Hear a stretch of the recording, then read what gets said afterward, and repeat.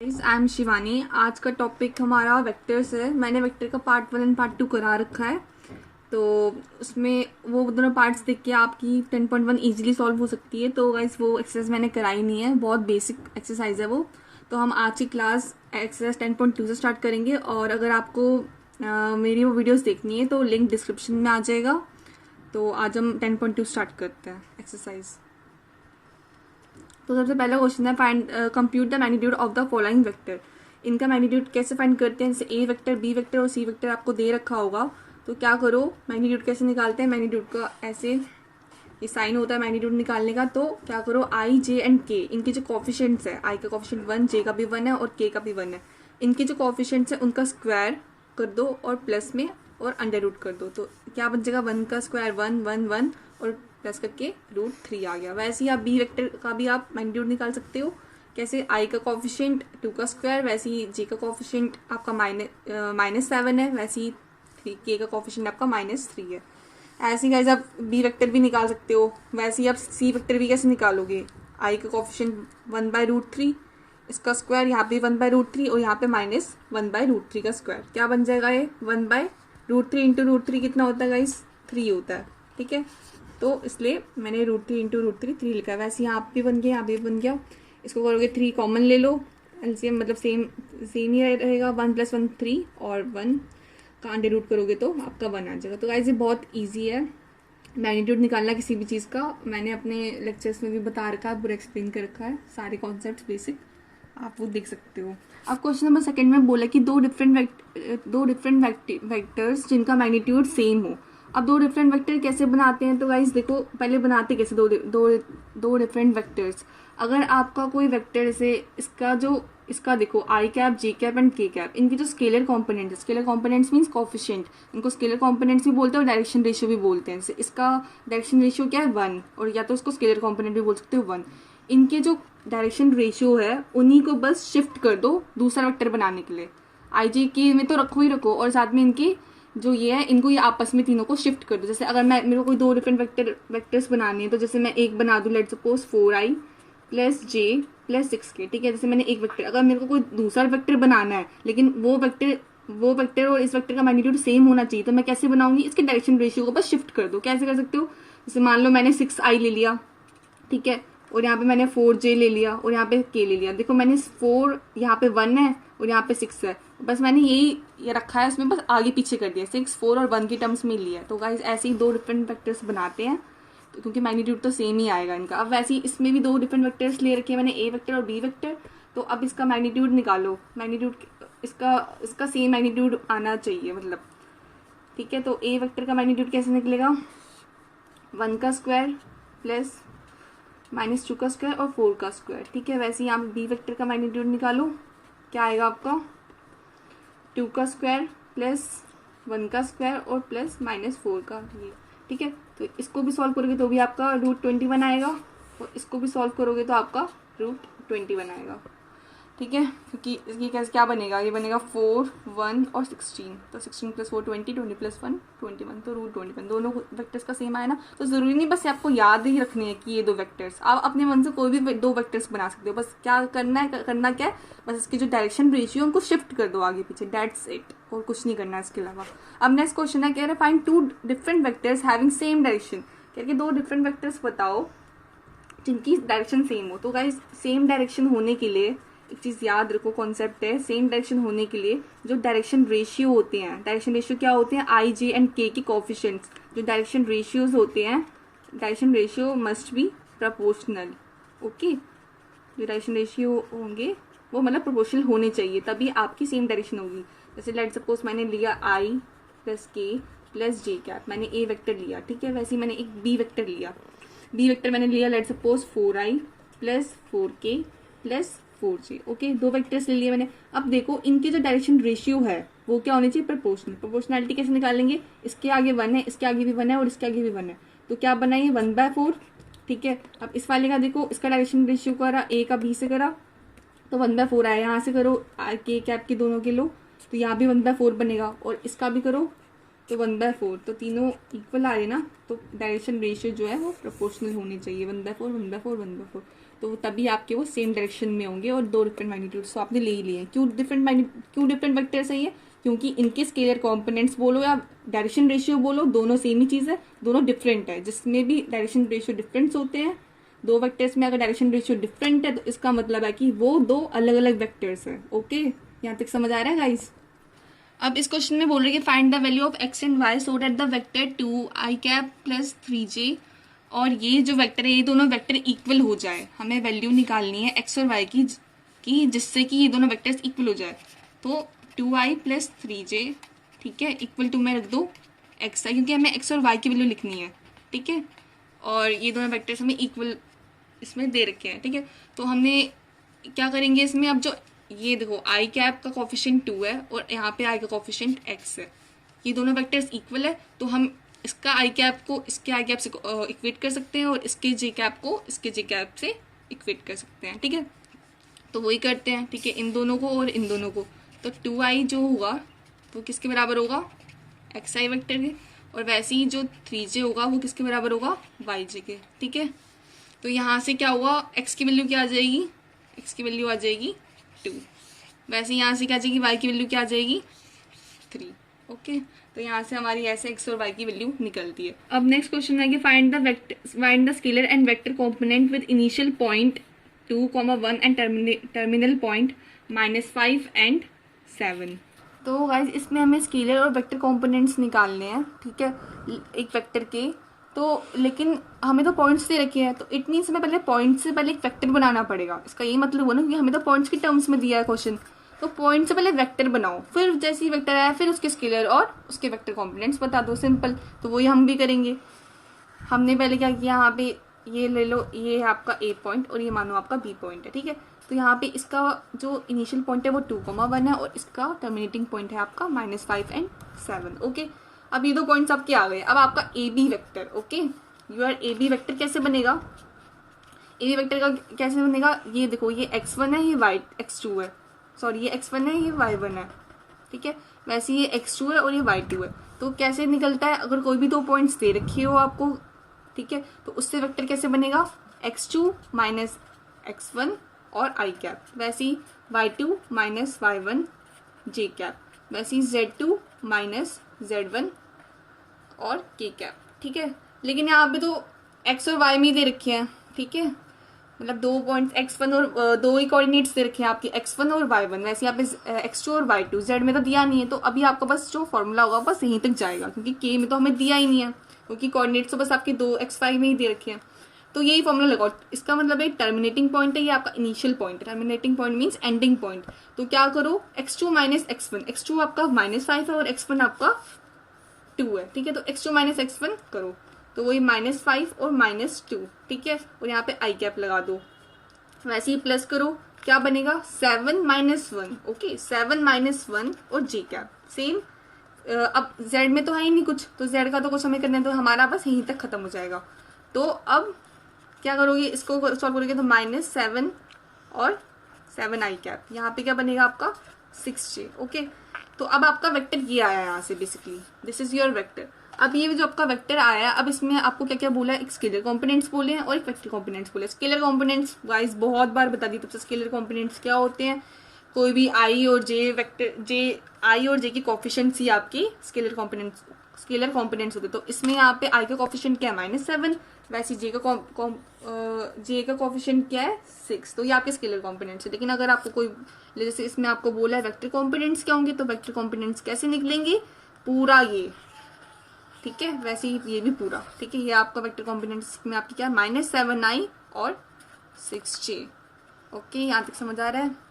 तो question number 5 ऐसे solve करना है। कोई भी दो अगर आपके पॉइंट्स दे रखे हैं, पॉइंट से गाइस याद रखो, पॉइंट से वेक्टर बनेगा, जैसे ही वेक्टर बना उसके स्केलर कॉम्पोनेंट्स देखो, उसके आई जे के कोफिशिएंट्स देखो, वही आपके स्केलर कॉम्पोनेंट्स है, और जो पूरा होगा वो आपके वेक्टर कॉम्पोनेंट्स कहलाएंगे।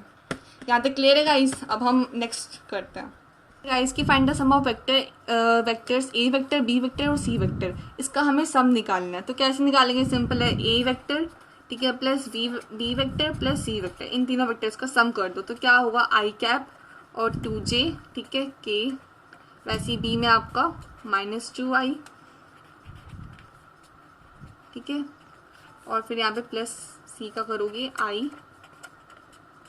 यहाँ तक क्लियर है, मैंने तीनों वेक्टर्स को जस्ट ऐड किया, बस अब सॉल्व कर लो। देखो आई कैप, इसको थोड़ा खोल दो फर्स्ट केस में, तो ऐसे देखो यहाँ पे मैंने बस इसका माइनस कर दिया, प्लस माइनस माइनस, और यहाँ पे 4j प्लस 5k यहाँ पे आपका आया।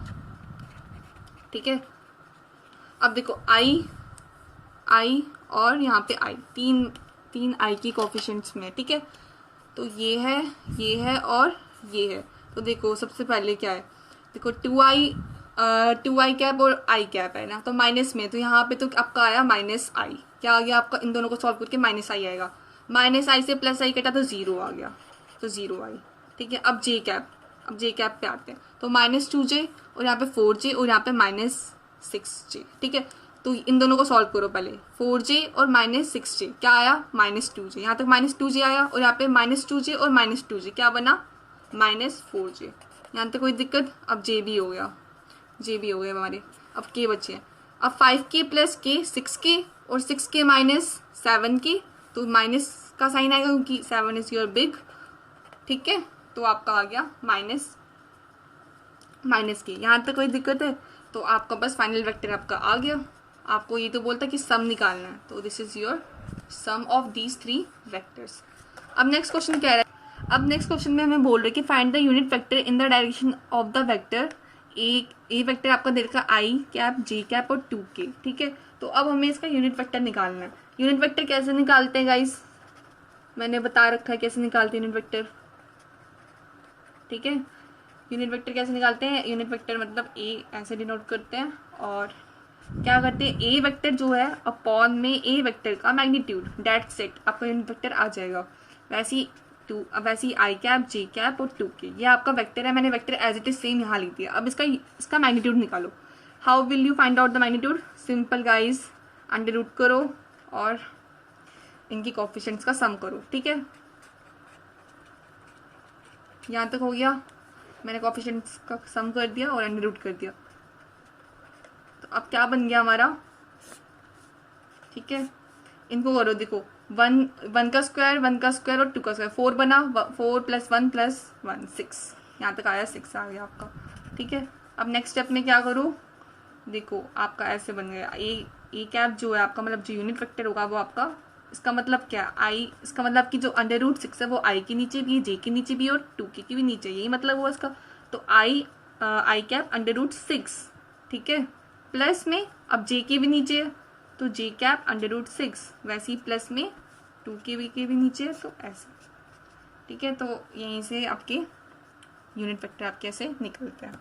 अब नेक्स्ट क्वेश्चन है क्वेश्चन नंबर 8। अब क्वेश्चन नंबर 8 में बोल रहे कि find the unit vector in the direction of vector PQ where P and Q are points 1, 2, 3 और 4, 5, 6, ठीक है, रिस्पेक्टिवली। सेम गाइज वैसे ही क्वेश्चन है जैसे उसमें x1 और y1 में दे रखा था, आपके पॉइंट्स दे रखे थे, पॉइंट्स आपने वेक्टर निकाला। सेम जब भी पॉइंट्स दिए हो आपको सबसे पहले वेक्टर निकालना है। तो इस क्वेश्चन में भी क्या करो, सबसे पहले पॉइंट से क्या निकालो, वेक्टर, मोस्ट इंपॉर्टेंट थिंग।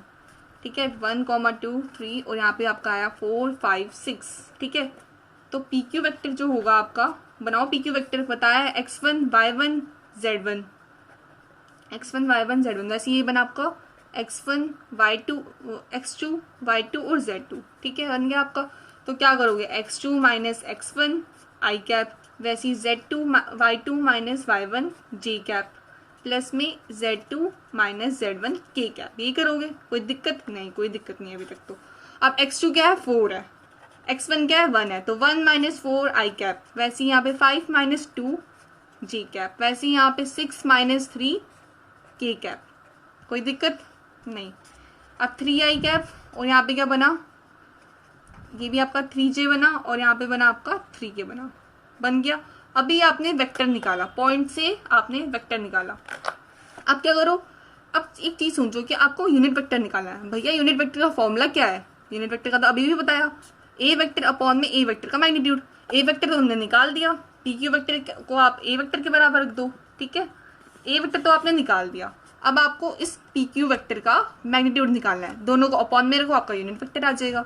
अब आप इसका PQ वेक्टर का मैग्नीट्यूड निकालो। ओके, पी क्यू वेक्टर बोलो या ए वेक्टर ले लो, कुछ भी ले लो, ठीक है। अब इसका मैग्नीट्यूड निकालो, क्या कैसे निकलेगा, 3 का स्क्वायर प्लस 3 का स्क्वायर प्लस 3 का स्क्वायर, ठीक है। क्या बना आपका 9, 9 और 9, क्या आया आंसर 27, यहाँ तक ठीक है। तो पी क्यू वेक्टर आपका का मैग्नीट्यूड क्या आया आपका रूट में 27। इसको क्या लिख सकते हो 9 इंटू 3 लिख सकते हो, यहाँ से 9 है, 9 का 3 बाहर आ जाएगा, ठीक है, और यहाँ पे अंडर रूट में 3 बच गया। तो ये आपकी पी क्यू की वैल्यू है, ये अभी आपका मैग्नीट्यूड आया जस्ट। अब आपको यूनिट वेक्टर निकालना है, यूनिट वेक्टर का फॉर्मूला डालो। यूनिट वेक्टर कैसे निकालेगा, ए वेक्टर क्या आया आपका, ए वेक्टर आपका ये है, ठीक है, ए वेक्टर आपका ये है। तो 3i कैप 3j कैप और 3k कैप, ठीक है, अपॉन में रूट 3, ठीक है।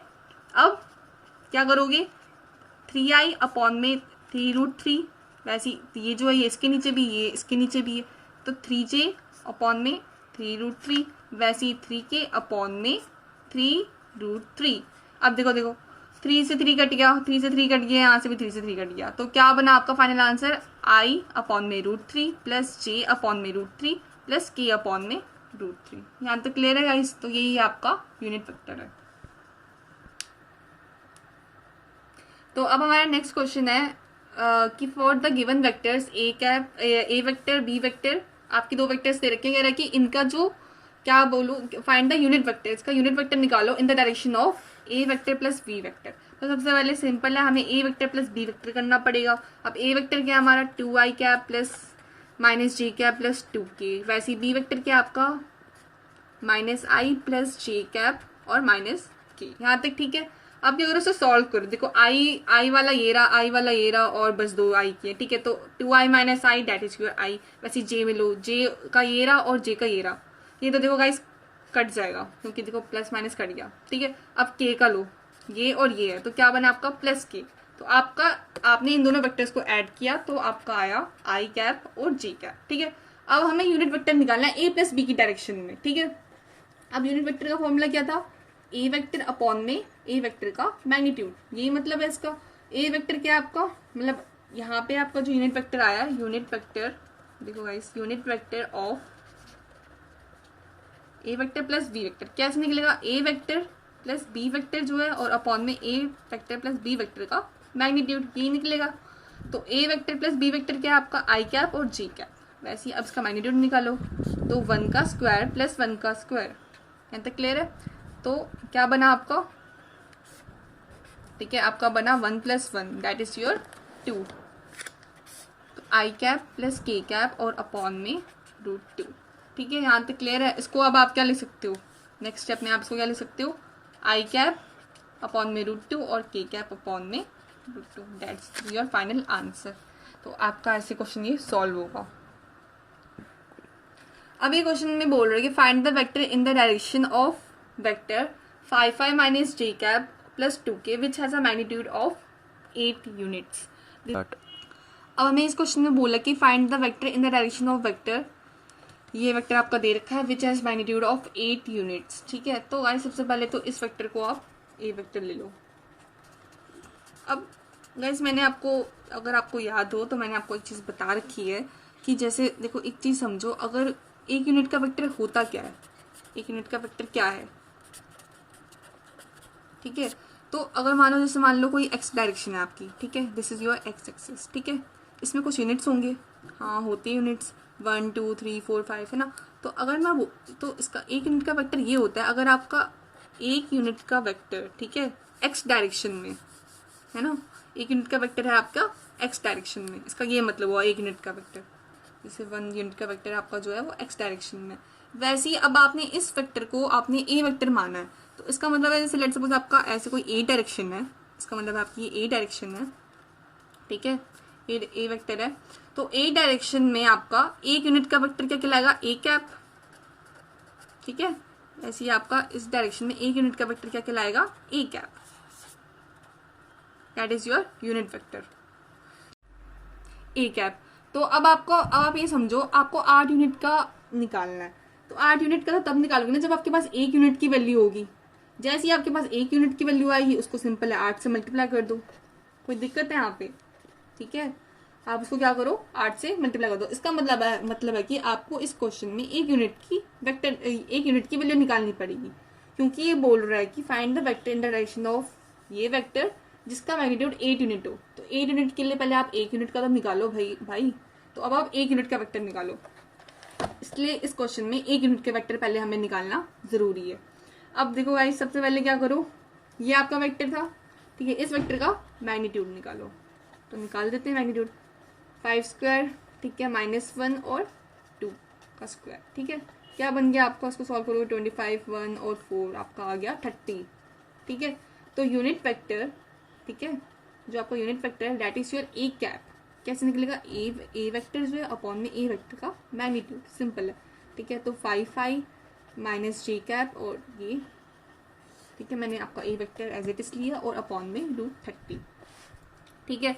ये आपका निकला 1 यूनिट का वेक्टर, लेकिन आपको क्वेश्चन में तो 8 यूनिट का बोला है, 8 यूनिट्स का मैग्नीट्यूड निकालना है, ठीक है। तो इसका कैसे निकालोगे, तो 8a कैसे निकलेगा, ये तो ए का निकला, ए वेक्टर ए यूनिट का निकला, तो आपको 8 यूनिट्स का निकालना है, ठीक है। तो 8 को तो 8 ही रखो और यहाँ पे इसको क्या करो, इससे मल्टीप्लाई कर दो। इसका मतलब क्या, √30 इसके नीचे भी, इसके नीचे भी, इसके नीचे भी है, तो ऐसे करो, ठीक है, यहाँ तक सही है। अब करो, क्या आया, 40i अपॉन में √3, वैसे ही 8j अपॉन में √30 और यहाँ पे +2k अपॉन में √3, ठीक है। यहाँ तक आपको समझ आ रहा है गाइस, ऐसे हमारा 8 यूनिट का वेक्टर निकल जाएगा। अब नेक्स्ट क्वेश्चन है 11th क्वेश्चन में क्या बोला गया है कि आपकी दो वेक्टर्स है, ये वेक्टर और ये वेक्टर, तो this is your A vector and this is your B vector. कह रहा है कि इन दोनों को बताओ ये कोलिनियर है। अब गाइस कोलिनियर वेक्टर क्या होता है, मैंने अपने लास्ट लेक्चर में भी बताया था, कोलिनियर वेक्टर्स वो वेक्टर्स होते हैं जो पैरेलल वेक्टर्स होते हैं, ठीक है। तो कोलिनियर वेक्टर्स क्या होते हैं, पैरेलल वेक्टर्स। अब कोलिनियर की कंडीशन क्या होती है, कंडीशन ऑफ कोलिनैरिटी क्या होती है बता रखी है मैंने, A vector is equal to plus minus lambda B, या तो ये हो सकती है या तो हो सकता है कि B vector is equal to A plus B lambda A, इन दोनों में से कोई भी चीज एप्लीकेबल है, जैसे कोई भी चीज लगा सकते हैं कोलिनियर वेक्टर की कंडीशंस के लिए, ठीक है। तो अब देखो गाइस, लैम्डा क्या होता है आपका, lambda is your any scalar quantity, मतलब कि कोई भी नंबर, कोई भी वैल्यू 1 2 3 4, ठीक है। तो अब ए वेक्टर आपका क्या है, इसको ए वेक्टर मानो और इसको बी वेक्टर मानो, ए वेक्टर बी वेक्टर। तो आपका ए वेक्टर क्या हुआ, 2i plus -3j plus 4k, ठीक है। वैसे बी वेक्टर क्या आपका -4i प्लस 6j -8k, ठीक है। तो यही है आपका। अब जो बी वेक्टर है, क्या आप इस बी वेक्टर को ऐसे लिख सकते हो कि बी वेक्टर जो -2 उसका कॉमन ले लो, तो अंदर क्या बचा 2i -3j प्लस 4k, यही बनेगा। गाइस चेक कर लेना, देखो माइनस ये 2i और -2 और -2i क्या बना -4i, वैसे ही आप इनको करोगे तो यही आएगा, ठीक है। तो अब इसको आप ये लिख सकते हो कि -2 को -2 रखो और ये जो वेक्टर है वो तो यही है आपका, ए वेक्टर ही तो है, this is your A vector ना, तो आप इसको ए वेक्टर लिख सकते हो। तो आ गया ना आपका, देखो कोई भी ये कंडीशन सेटिस्फाई हो तो वेक्टर्स क्या कराएंगे, कोलिनियर वेक्टर्स कहलाएंगे। तो अब इसमें क्या है, B vector is equal to plus minus lambda. अब प्लस माइनस में कोई भी एप्लीकेबल हो सकता है, माइनस का भी हो सकता है, प्लस का भी हो सकता है, means B is equal to plus lambda A भी हो सकता है, B equal to minus lambda A भी हो सकता है। हमारा भी क्या आया, ये वाला आया हमारा भी। तो क्या लिखा, B vector is equal to -2 where this is your lambda, okay, lambda is any scalar quantity, तो माइनस लैम्डा और ये तो हमने प्रूफ कर दिया। अब गाइस कोलिनियर वेक्टर निकालने का एक तो ये तरीका है और एक और तरीका होता है, एक और है।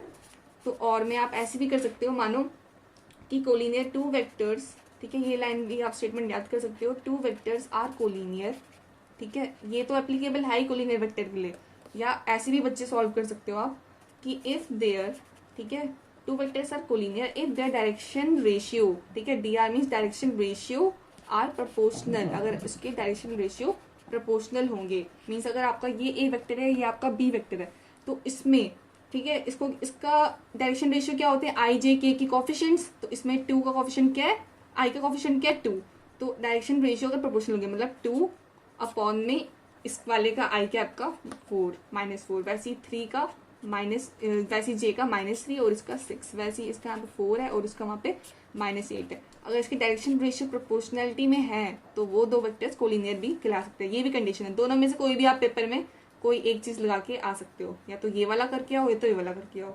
इजी वैसे ये वाला है, आप कर सकते हो, बट योर चॉइस। ठीक है, तो ये क्या बनेगा, ये भी -1/2, ये भी -1/2, ये भी -1/2, तो ये क्या आ गए आपके प्रोपोर्शनल आ गए। ठीक है, तो ये आपका क्वेश्चन नंबर 11 है, इंपॉर्टेंट क्वेश्चन है गाइज, ऐसा क्वेश्चन आता है पेपर में। अब क्वेश्चन नंबर 12 में क्या बोल रहा है, find the direction cosine of vector plus sign +2j और +3 के। ठीक है, सबसे पहले डायरेक्शन कोसाइन कैसे निकालते हैं गाइस, रिमेंबर जो भी वेक्टर है, वेक्टर को क्या करो, यूनिट वेक्टर में कन्वर्ट करो। जैसे यूनिट वेक्टर में कन्वर्ट किया, आई के कोफिशिएंट्स जो है वही आपके डायरेक्शन कोसाइन कहलाएंगे। तो सेम गाइस वही स्टेप वाइज मैं करती रहूंगी। ठीक है, तो अब सबसे पहले क्या करो, बोला होता है क्या करो, जो नॉर्मल वेक्टर है, अगर ये आपका ए वेक्टर मानो इस चीज को, okay, let this is your A vector, तो ए वेक्टर जो है, ए वेक्टर का क्या करो, यूनिट वेक्टर निकालो। ठीक है, यूनिट वेक्टर ऐसे निकालते हैं, A cap is equal to A vector upon में ए वेक्टर का मैग्नीट्यूड। तो ए वेक्टर आपका है आई +2j +3k, वैसे इसका मैग्नीट्यूड कैसे निकलेगा, अंडर रूट में +1 का स्क्वायर +2 का स्क्वायर और +3 का स्क्वायर। यहाँ तक क्लियर है। अब आई वेक्टर आई कैप 2j 3k, ठीक है, क्या बन गया 1 4 9। यहाँ तक क्लियर है। अब नेक्स्ट स्टेप क्या होगा, क्या बना आपका ये अंडर रूट में 14। ठीक है, यहाँ तक कोई दिक्कत है नहीं। ठीक है, अब इसको क्या ले सकते हो, इस चीज को फर्दर क्या ले सकते हो, आई कैप अपॉन में √14, वैसे ही इसको क्या ले सकते हो 2j अपॉन में √14। ठीक है, 3k अपॉन में √14। ठीक है, यहाँ तक सही है सारा। अब क्या बोला था मैंने, डायरेक्शन कोसाइन कैसे निकलते हैं, आई जे के जो कोफिशिएंट्स है, आई के जे के जो कोफिशिएंट, यहाँ पे आई का कोफिशिएंट क्या है 1। ठीक है, यहाँ पे जी का कोफिशिएंट क्या है 2/√14, वैसे यहाँ पे क्या है 3/8। तो यही आपके क्या कहलाएंगे, डायरेक्शन कोसाइन। ठीक है गाइस, तो क्वेश्चन नंबर 12 भी हमारा कंप्लीट। अब क्वेश्चन नंबर 13। ठीक है, क्वेश्चन नंबर 13 में बोला कि अब इसमें भी डायरेक्शन कोसाइन निकालने हैं। अब 2 पॉइंट्स दे रखे हैं गाइस, एक बात बार बार तब से बता रही हूँ हर क्वेश्चन में, अगर पॉइंट्स दे रखे हो, पॉइंट से सबसे पहले क्या निकालो, पॉइंट से निकालो यूनिट, पॉइंट से निकालो वेक्टर। जब भी 2 पॉइंट्स दे रखे होंगे तो उससे क्या निकालो, वेक्टर बनाओ उस पॉइंट से। तो ए आपका क्या है 1 2 -3, वैसे बी आपका क्या है -1 -2 और ये। ठीक है, ये 2 पॉइंट्स आपके, इसमें इसको अब क्या करो, इस अभी देखो ये x1 है, ये y1 है, ये z1 है, वैसे ये x2 है, ये y2 है एंड ये z2 है। तो लगा दो अब, बस वेक्टर बनाओ। कैसे बनाओगे, x2 ए बी जो है, ए बी वेक्टर कैसे निकलेगा आपका, ये वेक्टर कैसे निकलेगा x2 -x1। ठीक है, आई कैप वैसे ही y2 -y1, j कैप वैसे ही z2 -z1 k कैप। ठीक है, तो वही लगाओ, ए बी वेक्टर यहाँ पे चलता रहेगा साथ साथ। तो -1 और -1 आई कैप, वैसे ही इसमें क्या यहाँ पे -2, दिस इज योर -2, तो -2 और -2 ये। अब वैसे ये क्या आपका 1 और माइनस, और ये माइनस माइनस प्लस बन गया। ठीक है, तो यहाँ तक सही है। अब क्या लिखो उसे -2i। ठीक है, ये क्या बना -4j और ये क्या बना +4k। अब क्या करो, इसका क्या निकालो, इसका निकालो मैग्नीट्यूड। क्यों निकाल रहे हो मैग्नीट्यूड, क्योंकि मेरे को डायरेक्शन कोसाइन निकालना है। डायरेक्शन कोसाइन कैसे निकलता है, यूनिट वेक्टर में पहले कन्वर्ट करते हैं और यूनिट वेक्टर के कोफिशिएंट्स। तो डायरेक्शन कोसाइन के लिए पहले यूनिट वेक्टर में तो लाएंगे, तो यूनिट वेक्टर का फॉर्मूला क्या होता है, यूनिट वेक्टर का फॉर्मूला क्या होता है, ए वेक्टर अपॉन में ये। इसलिए मेरे को यहाँ पे, तो यहाँ पे ए वेक्टर हमारा इसका निकाल रहे हैं हम। ठीक है, तो इसलिए यहाँ पे हमें इसका मैग्नीट्यूड निकालना पड़ेगा। ठीक है, तो क्या बना -2i का स्क्वायर प्लस -4 का ये, और ये ऐसे। ठीक है, यहाँ तक क्लियर है। क्या बन गया, 4 बना, ये बन गया आपका 16 और ये यहाँ पे भी बन गया आपका 16। क्या आंसर आ जाएगा 36, अंडर रूट से निकलेगा तो 6 आ गया। ठीक है, अब क्या करोगे, नेक्स्ट स्टेप क्या होगा आपका, डायरेक्शन को साइन निकालने का।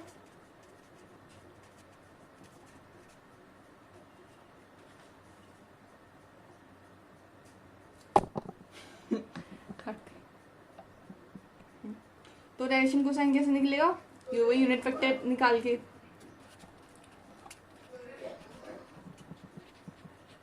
अपॉन में 6, यहाँ पे मैग्नीट्यूड निकाले और ये आपका वेक्टर आया ए बी वेक्टर। ये क्या है, ए बी वेक्टर और ए बी वेक्टर का मैग्नीट्यूड, ठीक है, वो आपका क्या देगा, यूनिट वेक्टर देगा आपका, क्या देगा वो आपका यूनिट वेक्टर। तो वही अब नेक्स्ट स्टेप में क्या होगा यहाँ पे, -2 अपॉन में 6, ठीक है, -4j अपॉन में 6 और +4k अपॉन में 6। यहाँ तक क्लियर है? तो यहाँ तक क्लियर है आपका। तो ये क्या बना है बेसिकली यहाँ पे, -2i अपॉन में 6 और ये ऐसे, ठीक है। तो अब इन्हीं के जो कोफिशिएंट्स है आई जे के जो कोफिशिएंट्स होंगे वही आपके क्या कहलाएंगे, डायरेक्शन कोसाइन, ठीक है।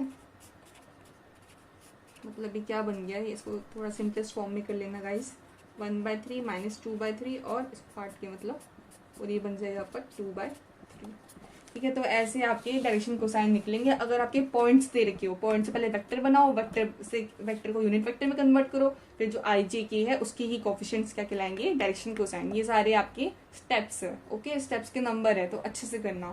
तो थैंक यू गाइज, आज की क्लास में इतना ही, हमने क्वेश्चन नंबर 13 तक कर लिया है। तो नेक्स्ट क्लास में हम सेक्शन फॉर्मूला करेंगे, ठीक है, सेक्शन फॉर्मूला के क्वेश्चंस करेंगे, कॉन्सेप्ट समझेंगे, क्वेश्चंस करेंगे जो एनसीईआरटी के ही हैं, 10.2 में सेक्शन फॉर्मूला के भी क्वेश्चंस है। तो आज की क्लास यहीं पे खत्म होती है। Thank you guys. अगर आपको मेरा वीडियो अच्छा लगा हो, please guys do like, share and subscribe my channel. Thank you.